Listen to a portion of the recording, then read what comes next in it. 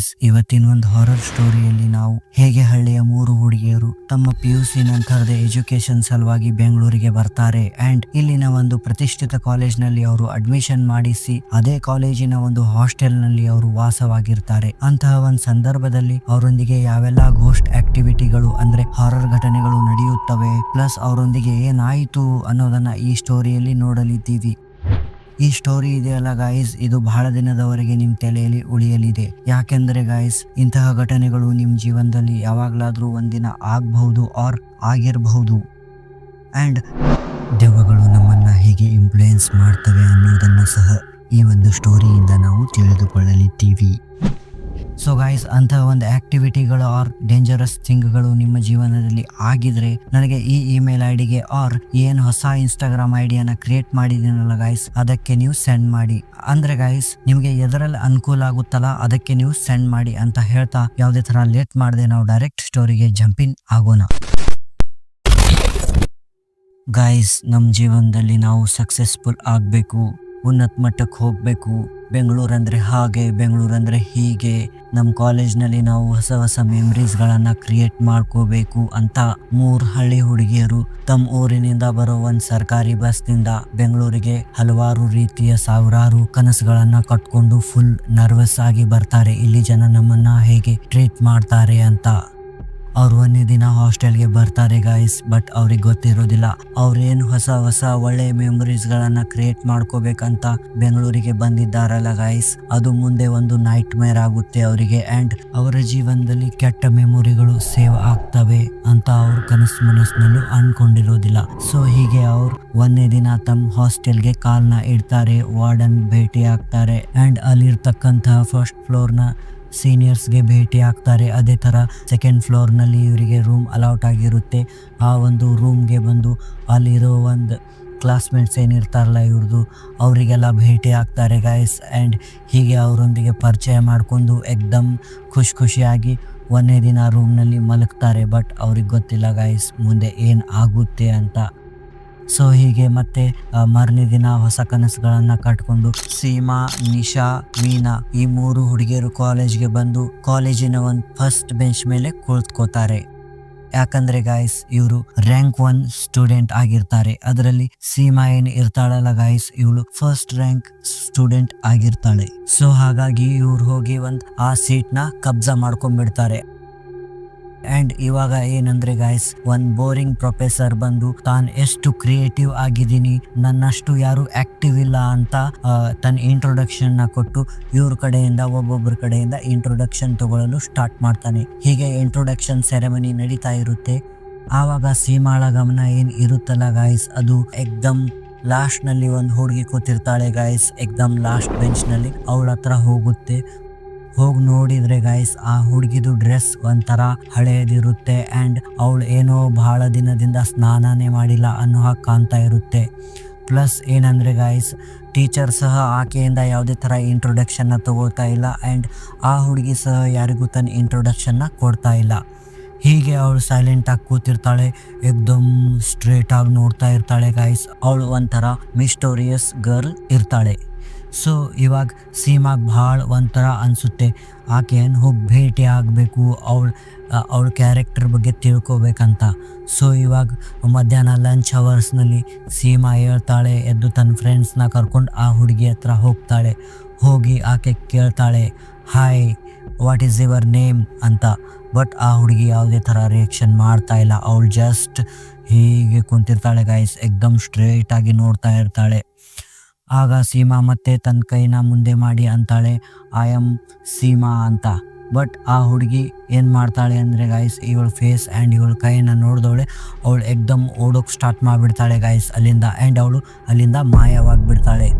ಅದನ್ನು ಗಮನಿಸಿದ ಸೀಮಾಗೆ ಒಂಥರ ಶಾಕ್ ಆಗುತ್ತೆ, ಏನಿದು ಈ ಥರ ಮಾಡಿದ್ಲಲ್ಲ ಈ ಹುಡುಗಿ, ಇದು ಅನ್ಎಕ್ಸ್ಪೆಕ್ಟೆಡ್ ಇತ್ತು ಅಂತ ತನ್ನ ಫ್ರೆಂಡ್ಸ್ಗೆ ಹೇಳ್ತಾಳೆ, ಯಾಕೆ ಈ ಥರ ಹೋಗಿರ್ಬೋದು ಇವಳು ಅಂತ. ಆಗ ಆಕೆಯ ಫ್ರೆಂಡ್ಸ್ ಸಹ ಅಂತಾರೆ, ಮೋಸ್ಟ್ಲಿ ಅವಳಿಗೆ ಮೆಂಟಲ್ ಇಲ್ನೆಸ್ ಇರಬೇಕು. ದ್ಯಾಟ್ಸ್ ವೈ ಅವಳು ಆ ಥರ ಓಡ್ ಹೋಗಿದ್ದಾಳೆ. ನಾಳೆ ವಿಚಾರಿಸ್ಕೊಂಡ್ರೆ ಆಯ್ತು ಬಿಡು ಅಂತ ಇವಾಗ ಇವ್ರು ಏನು ಮಾಡ್ತಾರೆ ಅಂದರೆ ಗೈಸ್, ಹಾಸ್ಟೆಲ್ ರೂಮ್ಗೆ ಬರ್ತಾರೆ. ಇವತ್ತಿನ ಕಾಲೇಜ್ ಎಂಡ್ ಆಗಿರುತ್ತೆ ಆ್ಯಂಡ್ ಇವ್ರು ಇವಾಗ ಸುಮಾರು 4-4:30 ಸುಮಾರಿಗೆ ಹಾಸ್ಟೆಲ್ ರೂಮ್ನಲ್ಲಿ ಕೂತಿರ್ತಾರೆ. ಅಷ್ಟರಲ್ಲಿ ನಿಶಾ ಮತ್ತು ಮೀನಾ ಸೀಮಾಗಂತಾರೆ, ನೋಡು ಇವತ್ತು ನಾವು ಕಾಲೇಜ್ಗೆ 1ನೇ ದಿನ ಹೋಗಿದ್ವಿ, ನಮಗೆ ಹೊಸ ಫ್ರೆಂಡ್ಸ್ ಎಲ್ಲ ಪರಿಚಯ ಆಗಿದ್ದಾರೆ. ಸೊ ಅವ್ರು ನಮಗೆ ಇನ್ವಿಟೇಷನ್ ಕೊಟ್ಟಿದ್ದಾರೆ ಸುತ್ತಾಡೋಕ್ಕೆ ಹೊರಗಡೆ. ಸೊ ನಾವು ಇವತ್ತು ಹೊರಗಡೆ ಸುತ್ತಾಡಿ ಬರೋಣ, ಬೆಂಗಳೂರು ಹೇಗಿದೆ ಅಂತ ಚೆಕ್ ಮಾಡ್ಕೊಂಡು ಬರೋಣ ನಡಿ ಅಂತ ಸೀಮಾಗೆ ಕೇಳ್ತಾರೆ. ಬಟ್ ಸೀಮಾ ಇಲ್ಲಿ ರೆಫ್ಯೂಸ್ ಮಾಡ್ತಾಳೆ. ಏನಂತ ಹೇಳ್ತಾಳೆ ಅಂದರೆ, ನಾವಿಲ್ಲಿ ಬಂದಿರೋದು ಪಾರ್ಟಿ ಮೋಜ್ ಮಸ್ತಿ ಸುತ್ತಾಡೋಕೆ ಅಡ್ಡಾಡೋಕೆ ಅಂತ ಅಲ್ಲ. ಸೊ ನಾವೇನು ಮಾಡಬೇಕಂದ್ರೆ ಚೆನ್ನಾಗಿ ಓದಬೇಕು ಆ್ಯಂಡ್ ನಾಳೆ ನಮ್ಮದು ಟೆಸ್ಟ್ ಇದೆ. ನಾವೇನು ಪ್ರೀವಿಯಸ್ ಇಯರ್ನಲ್ಲಿ ಕಲ್ತಿದ್ದೀವಲ್ಲ ಅದರ ಬಗ್ಗೆ ನಮಗೆ ನಾಳೆ ಟೆಸ್ಟ್ ತಗೋತಾರೆ. ಸೊ ನಾವು ಇವತ್ತು ಸ್ಟಡಿ ಮಾಡೋಣ ಬನ್ನಿ ಅಂತ ಹೇಳ್ತಾಳೆ. ಬಟ್ ಇತ್ತ ಕಡೆ ಈ ಇಬ್ರು ಹುಡುಗಿಯರು ಗರಂ ಆಗ್ತಾರೆ ಆ್ಯಂಡ್ ಇವ್ರು ಅಂತಾರೆ, ನೋಡು ನಮ್ಮ 3 ಜನರ ಫ್ಯಾಮಿಲಿ ನಿನಗೆ ಗೊತ್ತೇ ಇದೆ, ನಮಗೆ ಎಷ್ಟು ರೆಸ್ಟ್ರಿಕ್ಷನ್ಸ್ಗಳನ್ನು ಹಾಕಿದ್ರು ಚಿಕ್ಕಂದಿನಿಂದ. ನಾವೇನಾದರೂ ಹೊರಗಡೆ ಕಾಲು ಇಡಬೇಕಂದ್ರೂ ಅವ್ರು ನಮಗೆ ಎಷ್ಟು ಕಾಡ್ತಾ ಇದ್ರು. ಸೊ ಇವಾಗ ನಮ್ಮನ್ನು ಯಾರೂ ಕಟ್ ಹಾಕೋರಿಲ್ಲ, ನಮಗೆ ಒಂದು ಫುಲ್ ಫ್ರೀಡಮ್ ಇದೆ. ನಾವೇನು ಡೈಲಿ ಹೋಗ್ತೀವ, ಇವತ್ತು ಒಂದಿನ ತಾನೇ ನಾವು ಹೋಗೋದು. ಸೊ ಲೆಟ್ಸ್ ಗೋ ಅಂತ ಅಂತಾರೆ. ಬಟ್ ಸೀಮಾ ಇವಾಗಲೂ ರಿಫ್ಯೂಸ್ ಮಾಡ್ತಾಳೆ. ಸೊ ಆಯ್ತು ಬಿಡು ಅಂತ ಇವರೇ ಹೊರಟು ಹೋಗಿಬಿಡ್ತಾರೆ ಗೈಸ್. ಇಬ್ಬರು ಜನ ತನ್ನ ಸೀನಿಯರ್ ಫ್ರೆಂಡ್ಸ್ ಏನಿರ್ತಾರಲ್ಲ ಫಸ್ಟ್ ಫ್ಲೋರ್ದು ಹುಡುಗಿಯರು, ಅವ್ರ ಜೊತೆ ಹೋಗ್ಬಿಡ್ತಾರೆ. ಇವಾಗ ಸೀಮಾ ಇವಳು ಒಬ್ಬಳೆ ಆ ರೂಮ್ನಲ್ಲಿ ಕೂತಿರ್ತಾಳೆ ಗೈಸ್ ಆ್ಯಂಡ್ ಮುಂದೆ ಅವ್ರ ಜೊತೆ ಏನಾಗುತ್ತೆ ಅಂತ ಆಕೆಗೆ ಸ್ವಲ್ಪನೂ ಪರಿವೇ ಇರೋದಿಲ್ಲ. ಸೊ ಇವಳು ಒಂದು ಬುಕ್ನ ತಗೋತಾಳೆ. ಬುಕ್ನ ತಗೊಂಡು ಕೂತ್ಕೊಳ್ತಾಳೆ ಗೈಸ್. ಸೀಮಾಗೆ ಬುಕ್ಸ್ ಓದೋದಂದ್ರೆ ತುಂಬ ಇಷ್ಟ. ಸೊ ಇವಾಗ ಅವಳು ಬುಕ್ನ ಓದ್ತಾ ಇರ್ತಾಳೆ. ಅಷ್ಟರಲ್ಲಿ ಏನಾಗುತ್ತೆ ಅಂದರೆ ಗೈಸ್, ಈ ಒಂದು ಟೇಬಲ್ ಹತ್ರ ಒಂದು ವಿಂಡೋ ಇರುತ್ತೆ. ಆ ವಿಂಡೋ ಹೊರಗಡೆ ನೋಡ್ತಾಳೆ. ನೋಡಿದರೆ ಒಂದು ಗಾರ್ಡನ್ ಇದೆ ಗೈಸ್. ಹಾಸ್ಟೆಲ್ ಹಿಂದ್ಗಡೆ ಗಾರ್ಡನ್ ಪಾರ್ಕ್ ಥರ ಇದೆ ಅದು. ಸೊ ಆ ಒಂದು ಪಾರ್ಕ್ನಲ್ಲಿ ಬೆಳಗ್ಗೆ ಏನು ಕಂಡಿದ್ಲಲ್ಲ ಗೈಸ್, ಆ ಒಂದು ಹುಡುಗಿ ವಿಸ್ಟೋರಿಯಸ್ ಗರ್ಲ್, ಅವಳು ಆ ಪಾರ್ಕ್ನಲ್ಲಿ ಸುತ್ತಾಡ್ತಿರ್ತಾಳೆ.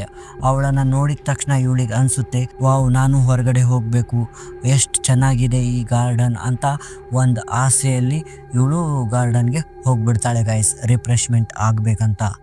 ಆ್ಯಂಡ್ ಇವಳು ಇವಾಗ ಗಾರ್ಡನ್ನಲ್ಲಿ ವಾಕಿಂಗ್ ಮಾಡ್ತಾ ಇರ್ತಾಳೆ. ಮತ್ತೆ ಅದೇ ಮಿಸ್ಟೋರಿಯಸ್ ಗರ್ಲ್ ಕಾಣ್ತಾಳೆ.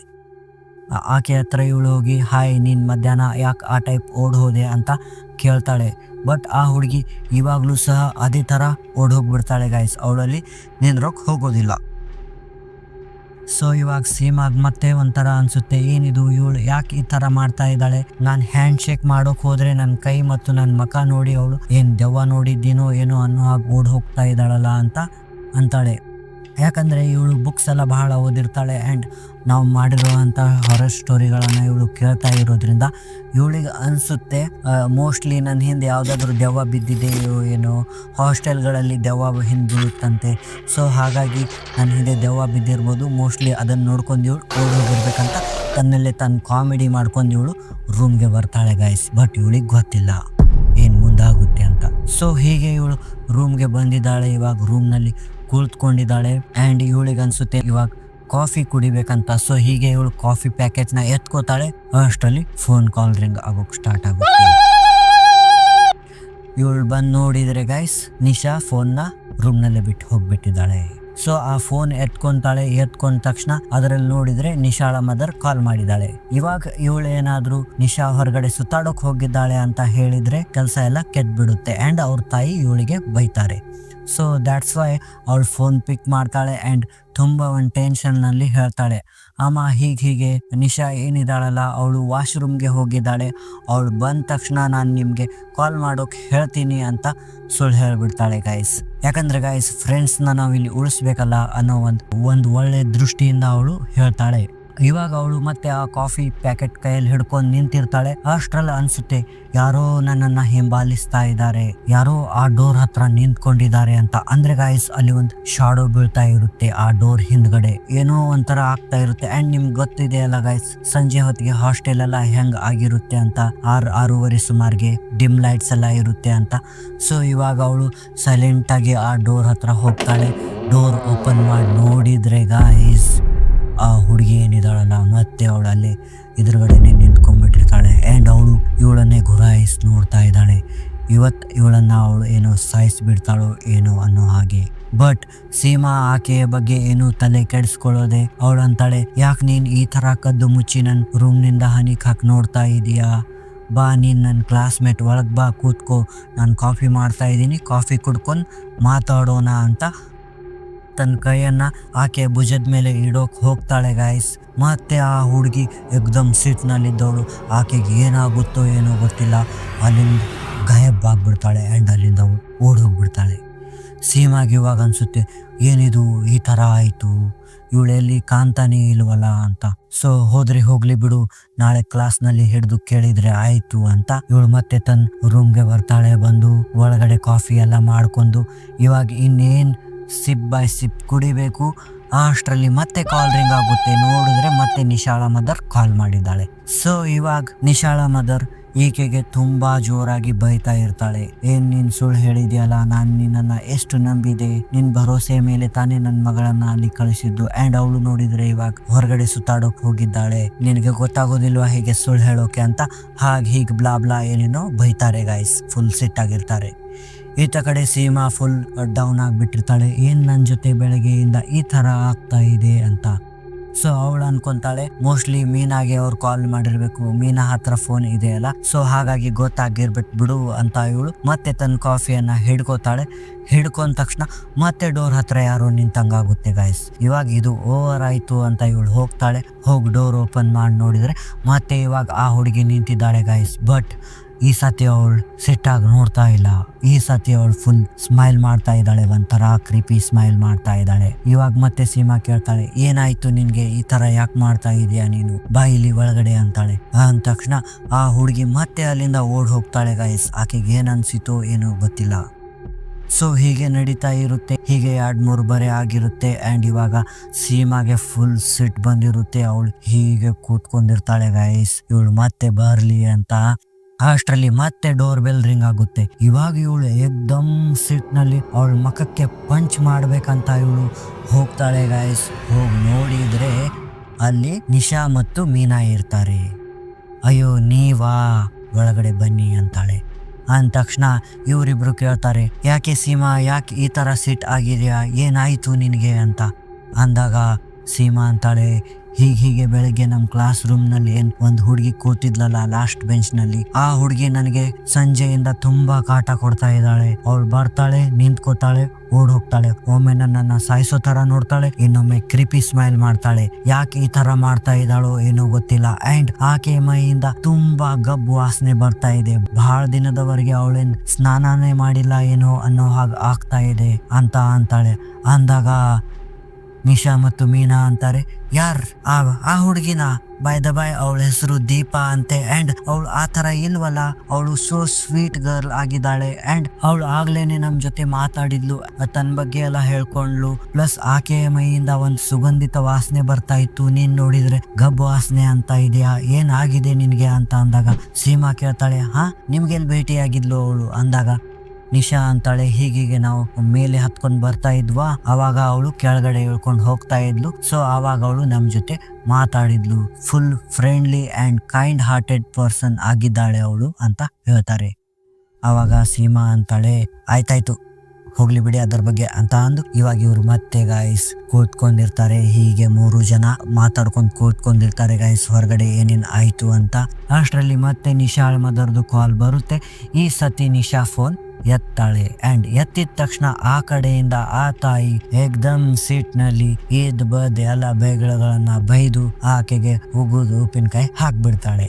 ಅಂಡ್ ಅವಳು ಅಂತಾಳೆ, ನೀನು ಹೊರಗಡೆ ಹೇಗ್ ಸುತ್ತಾಡೋಕ್ ಹೋದೆ ಅಂತ ಅಂದು ಫೋನ್ ಕಟ್ ಮಾಡ್ತಾರೆ. ಕಟ್ ಮಾಡಿದಾಗ ನಿಶಾಗ್ ಇಟ್ ಸಿಟ್ ಬರ್ತಾ ಇರುತ್ತೆ. ಅಂದ್ರೆ ಮೀನಾ ಕೇಳ್ತಾಳೆ, ಯಾಕೆ ನಿಶಾ ಇಟ್ ಸಿಟ್ ಆಗಿದ್ಯಾ ನೀನು ಅಂತ ಅಂದಾಗ ನಿಶಾ ಅಂತಾಳೆ, ಹೀಗ್ ನೋಡಿ ಇವಳು ನಾವು ಇಬ್ರು ಹೊರಗಡೆ ಸುತ್ತಾಡೋಕ್ ಹೋಗಿದ್ದೀವಿ ಅಂತ ಹೇಳ್ಬಿಟ್ಟಿದ್ದಾಳೆ, ಏನ್ ಮಾಡೋದು ಇವಾಗ ಅಂತಾಳೆ. ಅಂದು ಏಕ್ದಮ್ ಬೈದಾಡೋಕ್ ಸ್ಟಾರ್ಟ್ ಮಾಡ್ಬಿಡ್ತಾಳೆ. ಆಗ ಸೀಮಾ ಅಂತಾಳೆ, ನಾನೇನ್ ನಿಮ್ಮ ಮದರ್ಗೆ ಹೇಳಿಲ್ಲ, ನಾನ್ ಉಲ್ಟಾ ನೀನ್ ವಾಶ್ರೂಮ್ಗೆ ಹೋಗಿದ್ಯಾ ಅಂತ ಸುಳ್ಳು ಹೇಳಿದ್ದೀನಿ ಅಂತಾಳೆ. ಬಟ್ ಇತ್ತ ಕಡೆ ಇವಳು ನಂಬೋಕೆ ತಯಾರಿಲ್ಲ. ಅಂಡ್ ಮೀನಾ ಸಹ ಅಂತಾಳೆ, ಆ ಥರ ಮಾಡಬಾರ್ದಿತ್ತು ನೀನು ಅಂತ. ಇಷ್ಟ ಆಗಿರುತ್ತೆ ಗೈಸ್. ಇವಾಗ ಇಷ್ಟೆಲ್ಲ ಆಗೋ ಹೊತ್ತಿಗೆ 11 ಗಂಟೆ ಆಗಿದೆ ರಾತ್ರಿ. ಮತ್ತೆ ಇವಾಗ ಮೀನಾಗೆ ಕಾಲ್ ಬರುತ್ತೆ, ಮೀನಾ ಅದು ಮದರ್ದು. ಅಂಡ್ ಮೀನಾ ಮದರ್ ಸಹ ಮೀನಾಗೆ ಹೆವಿ ಬೈದ್ ಬಿಡ್ತಾಳೆ ಅಂಡ್ ಬೈದ್ ಅಂತಾಳೆ, ನೀವು ಹೊರಗಡೆ ಸುತ್ತಾಡೋಕ್ ಹೋಗಿದ್ದೀರಿ ಅಂತ ಹೇಳಿರೋದೇ ಸೀಮಾ ಅಂತ. ಬಟ್ ಈತ ಕಡೆ ಸೀಮಾ ಹೇಳಿರೋದಿಲ್ಲ, ಆದ್ರೂ ಇವ್ರಿಬ್ರು ಆಕೆಗೆ ಬೈತಾರೆ ಅಂಡ್ ನಂಬೋಕೆ ಹೋಗೋದಿಲ್ಲ. ಹೀಗೆ 3 ಜನರ ನಡುವೆ ಜಗಳ ಆಗ್ತಾ ಇರುತ್ತೆ ಗೈಸ್. ಬೆಳಗ್ಗೆ ತಾನೇ ಇವ್ರು ಹೊಸ ಹೊಸ ಮೆಮರೀಸ್ ಗಳನ್ನ ಕ್ರಿಯೇಟ್ ಮಾಡ್ಕೋಬೇಕು ಅಂದಿದ್ದಾರೆ, ಬಟ್ ಇವಾಗ ನೋಡಿದ್ರೆ ಇಲ್ಲಿ ಫುಲ್ ಜಗಳ ಆಗ್ತಾ ಇದೆ. ಅಷ್ಟ್ರಲ್ಲಿ ಗೈಸ್ ಹೊರಗಡೆ ಯಾರೋ ಡೋರ್ನ ಟಕ್ ಟಕ್ ಟಕ್ ಟಕ್ ಅಂತ ಬಾರಿಸಿದ ಸದ್ದು. ಮೀನಾ ಹೋಗಿ ಡೋರ್ ಓಪನ್ ಮಾಡ್ತಾಳೆ. ಓಪನ್ ಮಾಡಿ ನೋಡಿದ್ರೆ ಹೊರಗಡೆ ಅದೇ ಮಿಸ್ಟೋರಿಯಸ್ ಗರ್ಲ್ ದೀಪಾ ನಿಂತಿದ್ದಾಳೆ. ಅಂಡ್ ಇವಾಗ ಮೀನಾ ಕೇಳ್ತಾಳೆ, ಏನಾಯ್ತು, ನೀನ್ ಯಾಕೆ ಇಷ್ಟ ರಾತ್ರಿ ಬಂದಿದ್ದೀಯಾ ಅಂತ. ಆಗ ದೀಪಾ ಅಂತಾಳೆ, ಹೀಗೆ ನಿಮ್ ರೂಮ್ ನಲ್ಲಿ ಜಗಳ ಮಾಡೋ ಸೌಂಡ್ ಬತ್ತು, ದ್ಯಾಟ್ಸ್ ವೈ ನಾನು ಇಲ್ಲಿಗೆ ಬಂದಿದ್ದೀನಿ ಅಂತ ಹೇಳ್ತಾಳೆ. ಹೇಳಿದ ತಕ್ಷಣ ಮೀನಾ ಅಂತಾಳೆ, ಹಾಗೇನು ಇಲ್ಲ, ಪ್ಲೀಸ್ ಒಳಗಡೆ ಬಾ ಅಂತ.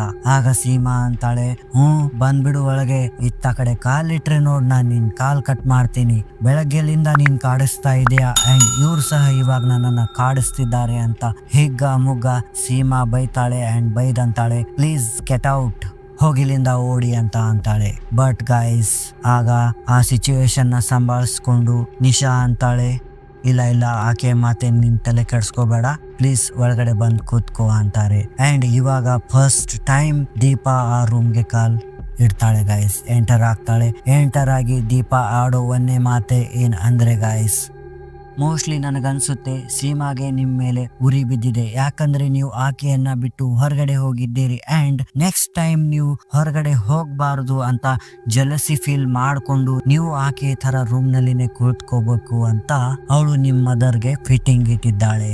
ನೀವು ಚೆನ್ನಾಗಿರೋದು ಆಕೆಗೆ ಇಷ್ಟ ಆಗ್ತಿಲ್ಲ ಅನ್ಸುತ್ತೆ ಅಂತ ಹೇಳ್ತಾಳೆ ಗೈಸ್. ಅಷ್ಟಂದಾಗ ನಿಶಾ ಮತ್ತು ಮೀನಾ, ಹೌದೌದ್ ನೀನ್ ಹೇಳ್ತಾ ಇರೋದು ಸರಿನೇ, ಇವಳು ಹೀಗೆ ಮಾಡ್ತಾ ಇದ್ದಾಳೆ ಅಂತಾರೆ. ಗೈಸ್ ಇಲ್ಲಿ ಗಮನಿಸೋ ಅಂಶ ಅಂದ್ರೆ ಏನಂದ್ರೆ, ಇವರು ಚಿಕ್ಕಂದಿನಿಂದ ಚೈಲ್ಡ್ಹುಡ್ ಫ್ರೆಂಡ್ಸ್ ಆಗಿರ್ತಾರೆ ಗೈಸ್. ಇವರು ಫಸ್ಟ್ ಸ್ಟ್ಯಾಂಡರ್ಡ್ ನಿಂದ PUC ವರೆಗೆ ಇವರು ಒಟ್ಟಿಗೆ ಕಲ್ತಿದ್ದಾರೆ ಅಂಡ್ ಒಂದು ದಿನ ಸಹ ಅವರು ಸೀಮಾ ಮೇಲೆ ಡೌಟ್ ಪಟ್ಟಿರೋದಿಲ್ಲ.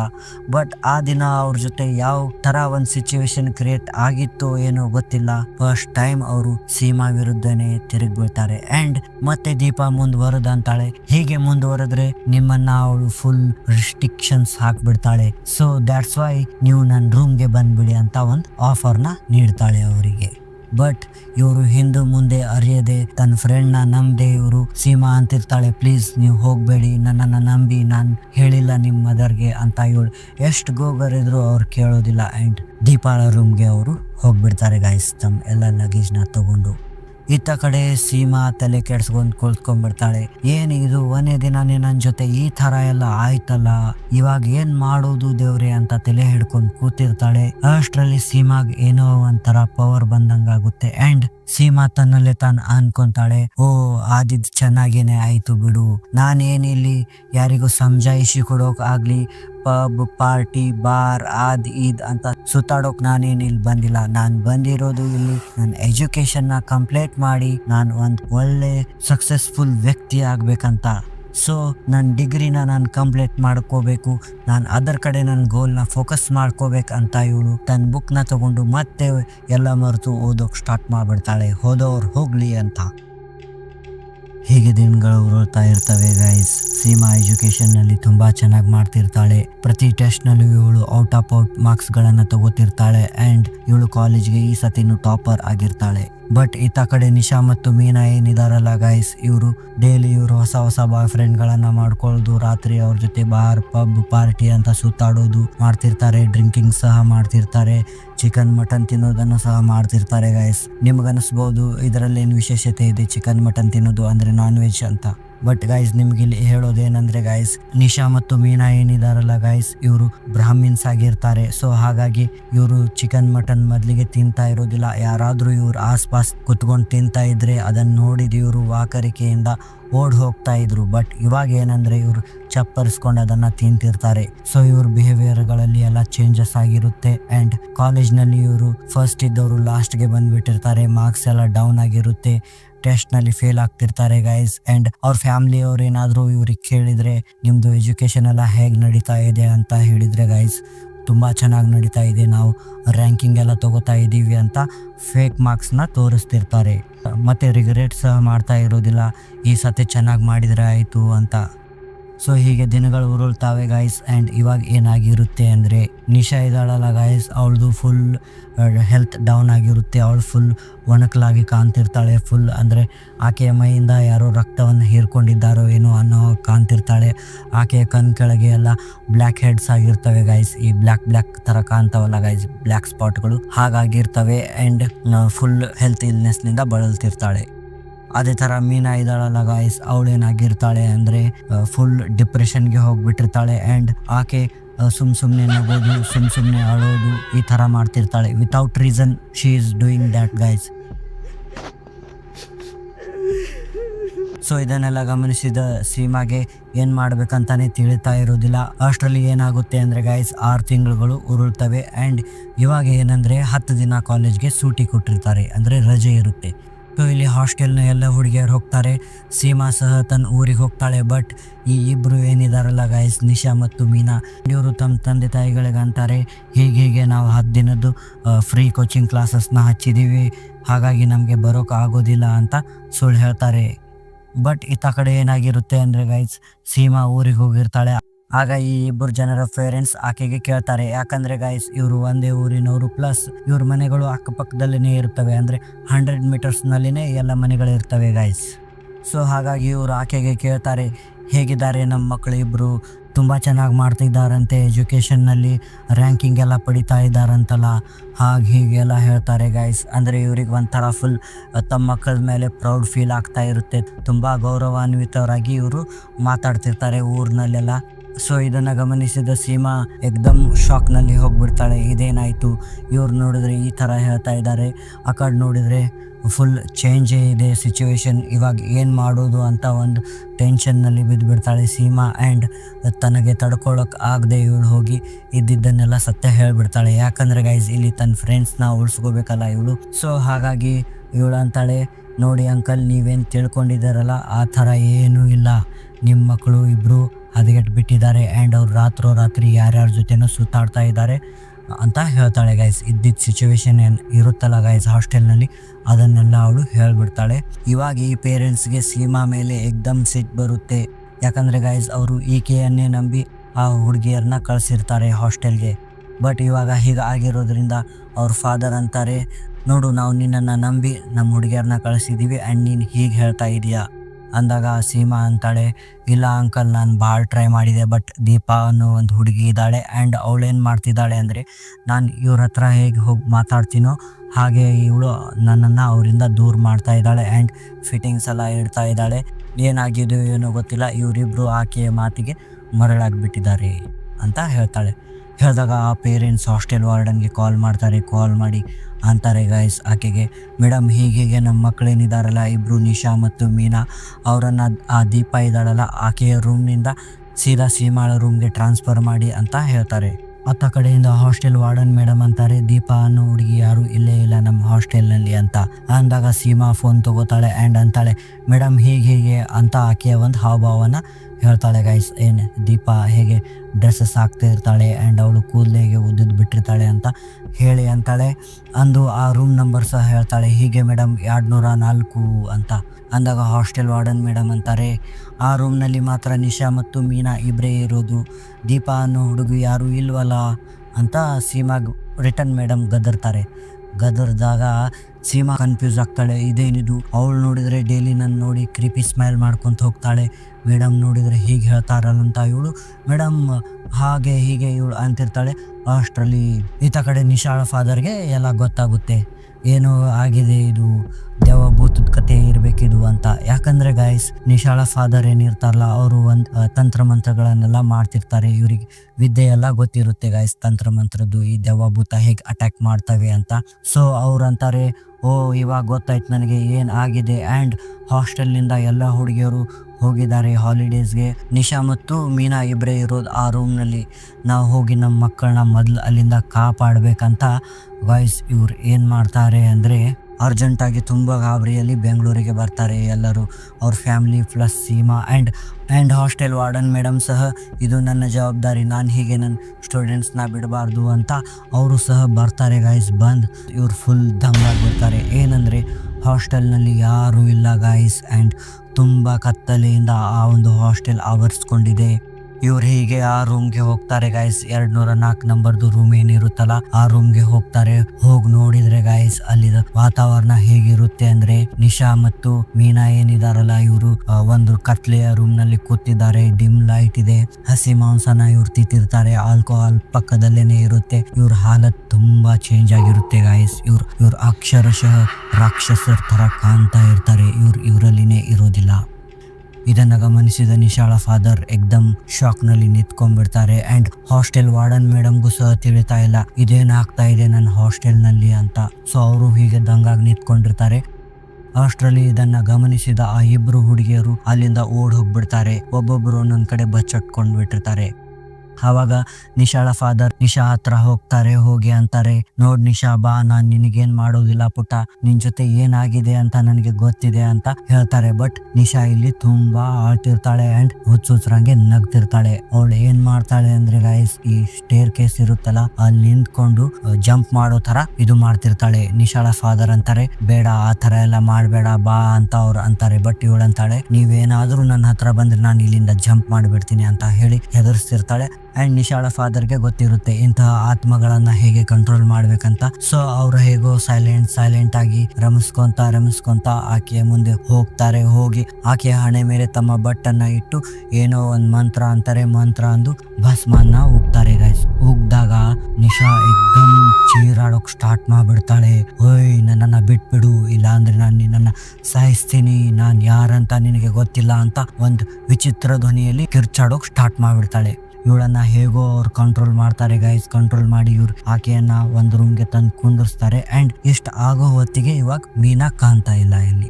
ಸೊ ಇವ್ರು ಮತ್ತೆ ಮೀನಾನ ಅತ್ತ ಹುಡ್ಕಾಡೋಕ್ ಹೋಗ್ತಾರೆ ಗೈಸ್. ಹುಡ್ಕಾಡ್ ನೋಡಿದ್ರೆ ಇವಳು ಮತ್ತೆ ಅದೇ 204 ರೂಮ್ ನಲ್ಲಿ ಹೋಗ್ತಿದ್ದಾಳೆ. ಅಂಡ್ ಇವಳು ಇವಾಗ ಏನಂದ್ರೆ ಗೈಸ್, ಆ ಒಂದು ಆಲ್ಮೇರಾ ಇರುತ್ತಲ್ಲ ಆ ಆಲ್ಮೇರಾ ಮೇಲೆ ಇವಳು ಕೂತಿರ್ತಾಳೆ. ಅಂಡ್ ಇವಾಗ ಮತ್ತೆ ನಿಶಾಳ ಫಾದರ್ ಅಂತಾರೆ, ಬಾ ಪುಟ್ಟ ಹಾಗೆಲ್ಲ ಮಾಡ್ಬೇಡ, ನೀನು ಕೆಳಗಡೆ ಬಾ ಅಂತಾರೆ. ಅಂದಾಗ ಅವಳು ಕೇಳೋದಿಲ್ಲ.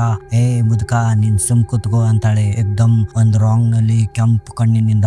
ಬಟ್ ಗೈಸ್ ಇತ್ತ ಕಡೆ ಮೀನಾಳ ಫಾದರ್ ಎಕ್ದಮ್ ಒಂಥರ ಆಳ್ತಿರ್ತಾರೆ. ಅಂಡ್ ಅವ್ರಂತಾರೆ, ಪುಟ್ಟ ಹಾಗೆಲ್ಲ ಮಾಡ್ಬೇಡ, ಬಾ ಪ್ಲೀಸ್ ಬಾ ಅಂದಾಗ ಮೀನಾ ಅಂತಾಳೆ, ಹ್ಞೂ ಅಪ್ಪಾಜಿ, ಆಯ್ತಪ್ಪಾಜಿ, ಬರ್ತೇನಪ್ಪಾಜಿ ಅಂತ ಎಕ್ದಮ್ ನಕ್ಕೊಂತ ಅಂಡ್ ಅಳ್ಕೊಂತ, ನೋಡಪ್ಪಾಜಿ ಇವಳು ನನ್ನನ್ನು ಕಾಡಿಸ್ತಾ ಇದ್ದಾಳೆ, ನಾನು ಬಂದ್ಬಿಟ್ಟೆ ಅಂತ ಎಕ್ದಮ್ ಅಲ್ಮೇರಾ ಮೇಲೆ ಇವಳು ಹೇಗೆ ಜಿಗಿತಾಳೋ ಹಾಗೆ ಇವಳದು ತಲೆ ಒಡೆದು ಬಿಡುತ್ತೆ. ಫುಲ್ ಬ್ಲಡ್ ಎಲ್ಲ ಕೆಳಗಡೆ ಬಿದ್ದಿರುತ್ತೆ ಗೈಸ್. ಅಂಡ್ ಇವಳನ್ನ ಹೇಗೋ ಮಾಡಿ ಹಾಸ್ಪಿಟಲ್ಗೆ ಒಯ್ತಾರೆ. ಹಾಸ್ಪಿಟಲ್ ಒಯ್ದು ಇಡ್ತಾರೆ ಗೈಸ್.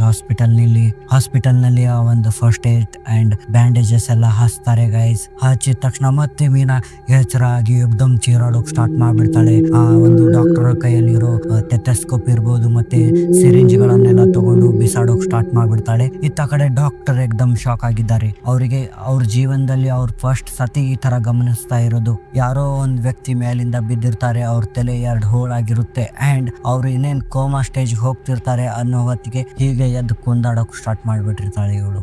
ಸೊ ಅಂತ ಒಂದು ಸಿಚುವೇಶನ್ ಇವ್ರು ಕಂಡಿರ್ತಾರೆ. ಡಾಕ್ಟ್ರಿಗೂ ಇದೆ ಅಂತ ಹೇಳೋದಿಲ್ಲ, ಇವ್ರು ಹೀಗೆ ನಿಂತ್ಕೊಂಡ್ಬಿಡ್ತಾರೆ. ಮತ್ತೆ ಇಲ್ಲಿ ನಿಶಾಳ ಫಾದರ್ ಬಂದು ಆಕೆಯ ತಲೆಗೇನೋ ಹಚ್ಚಿ ಆಕೆಯನ್ನ ಕಂಟ್ರೋಲ್ ಮಾಡಿ ಇವಾಗ ಏನಂದ್ರೆ ಡಾಕ್ಟರ್ ಒಂದು ಮತ್ ಬರೋ ಔಷಧಿ ಕೊಟ್ಬಿಡ್ತಾರೆ, ಅಂದ್ರೆ ಇಂಜೆಕ್ಷನ್ ರೂಪದಲ್ಲಿ. ಸೊ ಇವಳು ಮೂರ್ಛೆ ಹೋಗಿರ್ತಾಳೆ. ಅಂಡ್ ಅದೇ ತರ ನಿಶಾನು ಸಹ ಇವರು ಕಂಟ್ರೋಲ್ ಮಾಡ್ಕೋತಾರೆ. ಇವಾಗ ಇವರು ಮತ್ತೆ ತಮ್ಮ ಹಳ್ಳಿಗೆ ಇಬ್ಬರನ್ನ ಕರ್ಕೊಂಡ್ ಬರ್ತಿರ್ತಾರೆ. ಅಂಡ್ ಡಾಕ್ಟರ್ಗೂ ಸಹ ಕನ್ಫರ್ಮ್ ಆಗಿರುತ್ತೆ ಇದು ಏನೋ ಬೇರೆ ಇದ್ದಿದೆ ಅಂತ. ಯಾಕಂದ್ರೆ ಗೈಸ್ ನೋಡಿ, ಇಲ್ಲಿ ನಾರ್ಮಲ್ ವ್ಯಕ್ತಿ ಆಗಿದ್ರೆ ಅಷ್ಟು ಜಲ್ದಿ ಹೇಳೋದಿಲ್ಲ, ಎದ್ರು ಅವ್ನು ಹಾರಾಡೋದಿಲ್ಲ, ಅವನಲ್ಲಿ ಶಕ್ತಿನೇ ಇರೋದಿಲ್ಲ. ಇವಳು ಬಿದ್ದಿರೋ ಫೋರ್ಸಿಗೆ 1 ತಿಂಗಳಾದ್ರೂ ಇವಳು ಎದ್ದು ನಡೆದಾಡಬಾರ್ದು ಗೈಸ್, ಆ ತರ ಎಲ್ಲ ಪೆಟ್ಟಾಗಿರುತ್ತೆ. ಸೊ ಹಾಗಾಗಿ ಇವರು ಊರಿಗೆ ಒಯ್ತಿರ್ಬೇಕಾದ್ರೆ ಗೈಸ್ ಇತ್ತ ಕಡೆ ನಿಶಾಳ ಒಂದ್ ಅಜ್ಜ ಏನಿರ್ತಾರಲ್ಲ ಗ್ರ್ಯಾಂಡ್ ಫಾದರ್, ಅವರು ಸಹ ತಂತ್ರ ಮಂತ್ರದಲ್ಲಿ ವಿದ್ವಾನರಾಗಿರೋದ್ರಿಂದ ಆ ಊರಿಗೆ ಅವರೇ ಹೆಡ್ ಆಗಿರೋದ್ರಿಂದ ಅವರು ಸಹ ಒಂದು ತಯಾರಿನ ಮಾಡಿರ್ತಾರೆ.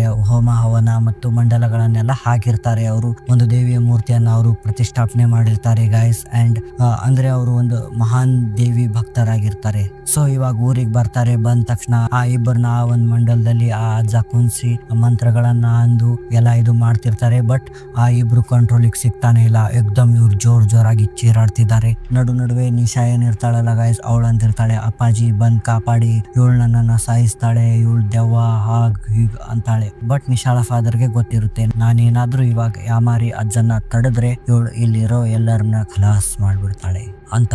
ಸೊ ಅವ್ರು ಹೇಗೋ ಧೈರ್ಯ ಮಾಡ್ಕೊಂಡು ನಿಂತ್ಕೊಂಡ್ಬಿಡ್ತಾರೆ. ಹೀಗೆ ಪ್ರೊಸೀಜರ್ ಎಲ್ಲ ಆಗುತ್ತೆ ಅಂಡ್ ಇವಾಗ ಮುಗಿದಿರುತ್ತೆ ಗೈಸ್ ಎಲ್ಲ ಪ್ರೊಸೀಜರ್. ಆವಾಗ ನಿಶಾಳ ಫಾದರ್ಗೆ ಒಂದು ಕ್ವಶನ್ ಬರುತ್ತೆ ಅಂಡ್ ಅವರು ಸೀದಾ ಹಾಸ್ಟೆಲ್ ವಾರ್ಡನ್ ಮೇಡಮ್ಗೆ ಕೇಳ್ತಾರೆ, ಮೇಡಮ್ ಏನ್ ಹೇಳಿ ಇದು ದೀಪಾದು ಸ್ಟೋರಿ ಅಂತ ಅಂತಾರೆ. ಅಂದಾಗ ಹಾಸ್ಟೆಲ್ ವಾರ್ಡನ್ ಮೇಡಮ್ ಅಂತಾರೆ, ನನಗೂ ಇದ್ರ ಬಗ್ಗೆ ಅಷ್ಟೇನು ಗೊತ್ತಿಲ್ಲ, ಯಾಕಂದ್ರೆ ನಾನು ಸಹ ಇಲ್ಲಿ ಈ ವರ್ಷದಿಂದಾನೇ ಬರ್ತಾ ಇದ್ದೀನಿ. ಹಿಂದಿನ ವಾರ್ಡನ್ ಏನೋ ಓಡ್ ಹೋಗಿದಾರಂತೆ ಅಂಡ್ ಮ್ಯಾನೇಜ್ಮೆಂಟ್ ದವ್ರಿರ್ಲಿ ಬೇರೆ ವಾರ್ಡನ್ ಇರ್ಲಿ ಯಾರು ನನಗೇನು ಹೇಳಿಲ್ಲ.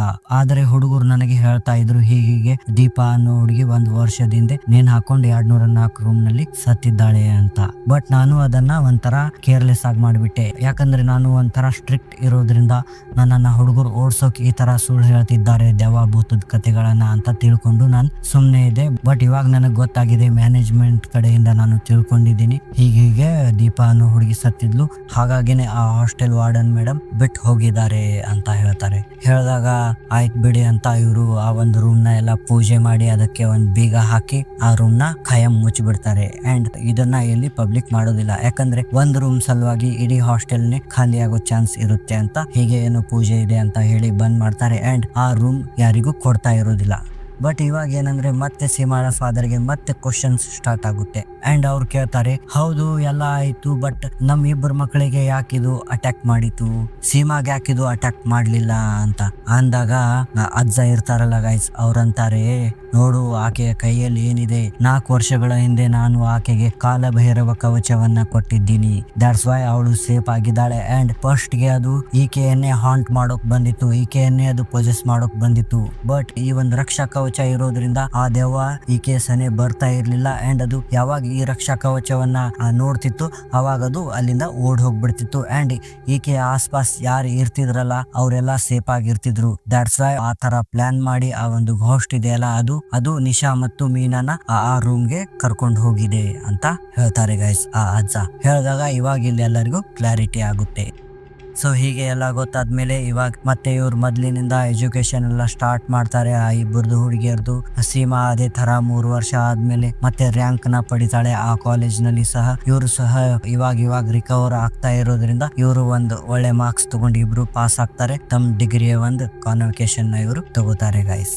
ಇದಾಗಿತ್ತು ಇವತ್ತಿನ ಒಂದು ಸ್ಟೋರಿ ಗೈಸ್. ಈ ಸ್ಟೋರಿ ಹೇಗಿತ್ತಂತ ಕಾಮೆಂಟ್ ನಲ್ಲಿ ಹೇಳಿ ಗೈಸ್. ಅಂಡ್ ಇಂತಹ ಕಾಲೇಜ್ ಲೈಫ್ ನ ಘಟನೆಗಳು ನಿಮ್ ಜೀವನದಲ್ಲಿ ಏನಾದ್ರೂ ಆಗಿದ್ರೆ ನನಗೆ ಈ ಇಮೇಲ್ ಐಡಿಗೆ ಅದನ್ನ ಸೆಂಡ್ ಮಾಡಿ. ಅಂಡ್ ಗೈಸ್ ಇನ್ನೊಂದು ಮುಖ್ಯವಾದ ವಿಚಾರ ಏನ್ ಹೇಳೋದಂದ್ರೆ ಗೈಸ್, ಇಲ್ಲಿ ದೆವ್ವನೇ ಬಂದು ನಿಮ್ಮನ್ನ ಹಾಳು ಮಾಡ್ಬೇಕಂತ ಏನಿಲ್ಲ ಗೈಸ್. ಕೆಲವೊಂದು ಫ್ರೆಂಡ್ಸ್ ಇರ್ಬೋದು ಅಂಡ್ ಕೆಲವೊಂದು ವ್ಯಕ್ತಿಗಳು ನಮ್ ಜೀವನದಲ್ಲಿ ಈ ತರ ಬರ್ತಾರೆ ಅಂಡ್ ನಮ್ ಗೋಲ್ ಗಳನ್ನ ಡೆಮಾಲಿಷ್ ಮಾಡಿ ಅವರು ನಮ್ಮನ್ನ ಅವರಂತೆ ಮಾಡಿ ಅಂಡ್ ನಮ್ಮನ್ನ ಹಾಳು ಮಾಡ್ಬಿಡ್ತಾರೆ. ಅಂದ್ರೆ ನಾವು ಒಂದ್ ಕೆಟ್ಟ ಚಟಕ್ ಬಿದ್ದು ನಮ್ ದುಡ್ಡನ್ನೆಲ್ಲ ಹಾಳು ಮಾಡ್ಕೋಬೇಕು ಆ ತರ ಮಾಡಿ. ಬಟ್ ಅವರು ಎಂಡ್ಗೆ ಏನಂದ್ರೆ ಅವ್ರು ಸುಧಾರಣೆ ಆಗ್ಬಿಡ್ತಾರೆ, ಬಟ್ ನಮ್ಮನ್ನ ಹಾಳು ಮಾಡ್ತಾರೆ. ಸೊ ಹಾಗಾಗಿ ಗೈಸ್ ಇಂತಹ ಜನರಿಂದ ದೂರ ಇರಿ. ಇಲ್ಲಿ ದೆವ್ವನೇ ಆಗಿರ್ಬೇಕಂತ ಏನಿಲ್ಲ ಗೈಸ್, ಕೆಲವೊಂದು ವ್ಯಕ್ತಿಗಳು ಇರ್ತಾರೆ ಅನ್ನೋದನ್ನ ನೆನಪಿನಲ್ಲಿ ಇಟ್ಕೊತಾ ಈ ಸ್ಟೋರಿಯಿಂದ ನಾವು ಥ್ಯಾಂಕ್ ಯು ಗೈಸ್.